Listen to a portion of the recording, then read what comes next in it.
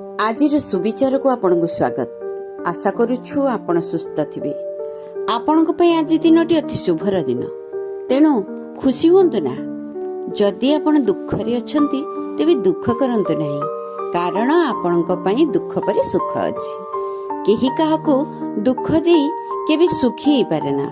संसार रे मनुष्य को जल केबे दुख दिए नाही, बरं तृषा दुख दिए।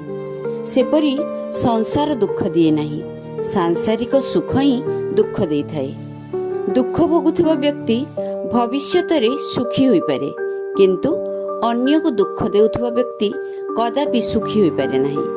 तेबे आशा करूछु आजिर सुविचारटी आपनकु निश्चित भल लागिथिबो। एथिपई छोट मतामत टी रखिबे। पुणी आसंता को एक नोआ सुविचार को नहीं मु डॉक्टर बेबीराणी नंद रहुछि। आजिर दिनटी आपनक पई शुभमय हेउ। एहा ओंकार टीवी रो शुभेच्छा।